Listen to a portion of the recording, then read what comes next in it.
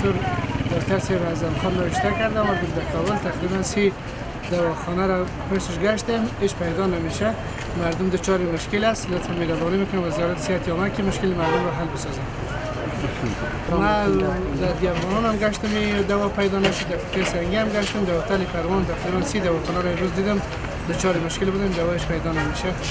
لطفا مهربانی میکنم و مشکل را مردم رسیدگی بکنید.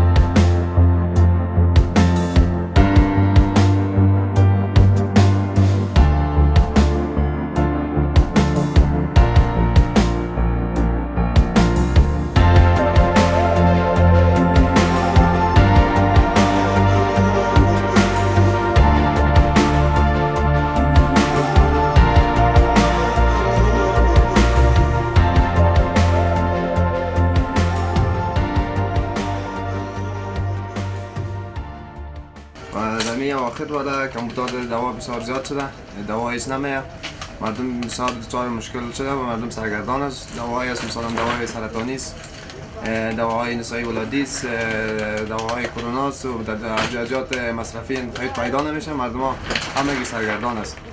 ما کوشش میکنیم که دوا بریم، میگم دوا هیچ نمیاد، دوا کلش قیمت شده و عایدات نیست، مردم بسیار سرگردان است پیش دوا، هر طرف میگردن، نگم هیچ دوا نیست، کاروبار هم هیچ وجود نداره.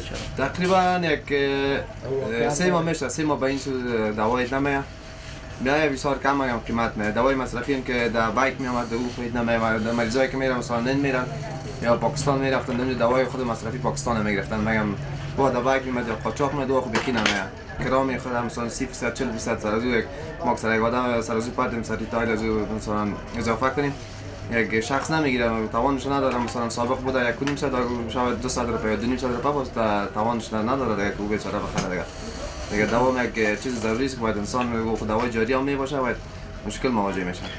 قیمت های دوا تقریبا از سابق کرده یک 20% بالا رفته 30%. بعضی دوا هیچ پیدا نمیشه، مثلا یک دوا هست که مثلا 100 روپیه بود حالا 1000 شده، هیچ پیدا نمیشه. کدام دوا است مثلا؟ دوای اعصاب است، دوای نسایی ولادی است که پیدا نمیشه، دوای سرطانی، مریضای سرطانی بسیار والا نسخه‌اش میاد اینجا والا دوایش پیدا نمیشه، بسیار با مشکلات مواجه شده.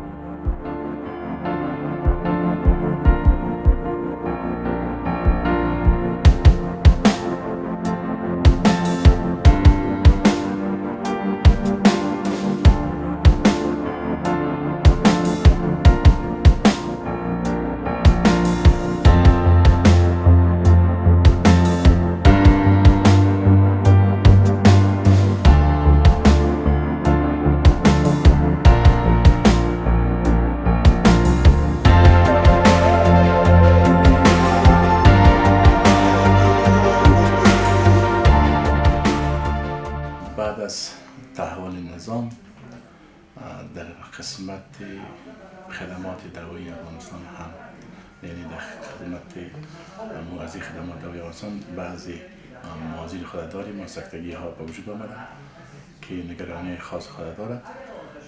بعد از محاصیل و یا تحصیلاتی که برای کشور ما وضع شده، سکتور خصوصی هم متضرر گردیده، خصوصا در قسمت از خدمات دوایی افغانستان و شکل نرمال ادویه قبلا توسط شرکت ها یا که وارد میگردیدن داد ستود پولی که بود به شکل منظم از طریق بانک ها و کمپانی های تولیدی یعنی تیتی میشد. با تغییرات نظام پول کشور ما شما که فعلا بلاک است، در این زمان صدمه به سکتور خصوصی هم وارد شده که اکثر شرکت های ما پولایشان در جمع است نزد بانک های خصوصی و در افغانستان بانک به نسبت نشدن تیتی به وقت زمانش ادویه داخل کشور نمیشه. بنابراین ما با امو اقلامی که زیاد مروج است و عاجل هم می باشد در بازار به سکتگی مواجه شدیم و در این زمان بعضی دواهایی که به شبهات عاجل ما ضرورت بود قبلا اگر به شکل کتلوی زیاد توسط شرکت ها آورده نمیشد، اکثرا توسط بعضی از تجارای خرد ما به طور بیککی و بیلتی و گپا داخل کشور میشد.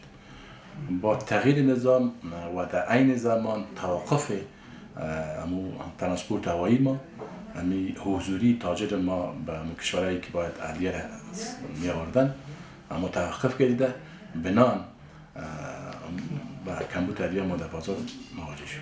خب ما نگرانه خدا از طریق اتحادیه ما به ارگانهای ذی‌ربط قبلا هم رساندیم که بعضی صورت‌هایی است یا بعضی مواردی است که باید با سکتور دوایی از طرف دولت همکاری شود.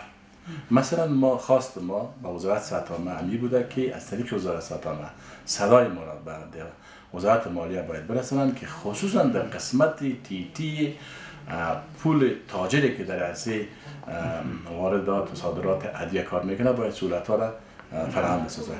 بدبختانه وعده ها داده شده مگر وزارت مالیه به شکلی که لازم است که باید با تجار ادویه سهولت فراهم بسازه نکردن.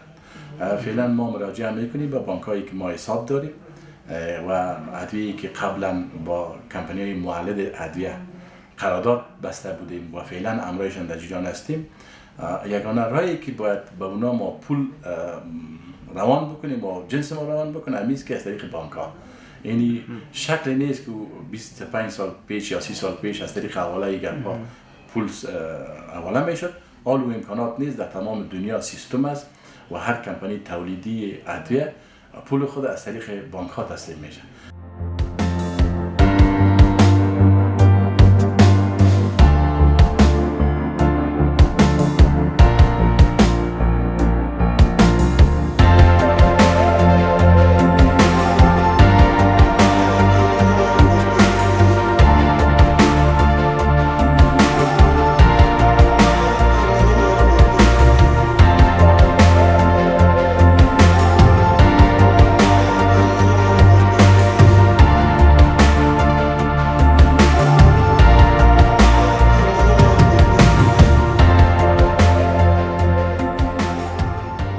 تشویش به جای است. قسمی که در جریان است شما فعالیت‌های بانکی استاپ است. پول و اصطلاح بانکیش تیتی نمیشه، یعنی ارسال نمیشه. ما پول فعلا شرکت‌های ما به خاطر خرید دوا به فابریکا و کمپانی خارجی روان کرده نمیتونن. حواله‌های بانکی اجرا نمیشه. نسبت همین خرید دوا از چند ماه به این طرف استارت شده. دواهایی که دستاک‌های ما بود رو به خلاصی است. این وضعیت نگران کننده است. یا الحمدلله که تجارت دوا در افغانستان مافیایی و انحصاری نبود. اگر نه با همین کمبودی که شده قیمت‌ها 100% حتی 200% بلند میرفت. ولی هر قدر دوای ما کم هم شده ما قیمت‌هایشان ثابت نگاه کردیم. 10-20% نسبت بلند رفتن اسعار دلار در بازار فرق آمده. دیگه دوا قیمت‌هاش جایش است ولی استاک‌ها خالی شده و خالی شده روان است. با تأسف دوا پیش به قدر وقت به دو طریق می آمد، یکی رسمی یکی در پالی رسمی که زیر نظر وزارت صحت عامه می آمد، غیر رسمی می آمد شکل بیککی یا بلتی که میگن. این دوا افغانستان مملکتی است که از خود دوا نداره.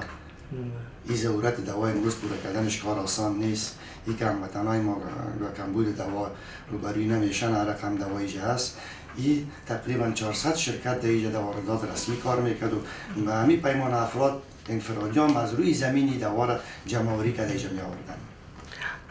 از جمله ممالک دنیا اینجا دوا می آمد که ضرورت دوای ما شما رفت است. دیگه ممالک دنیا 10%، 5%، 15% واردات ضرورت دارن، دلشان شد میمونه، نشد مشکلشان حل است. اینجا 95% واردات است. وقتی که ما آمدیم در وقت اول تقریبا ما از 200 تا 300 میلیون افغانی به ولایات مختلف تقسیم کردیم تا رؤسای محترم صحت عامه ما بتواند که مشکلات مواد غذایی، مشکلات ادویه، مشکلات مواد تشخیصیه را توسط این رقم حل کند و حل نماید. آژانس خبری پژواک، انعکاس دهنده حقایق.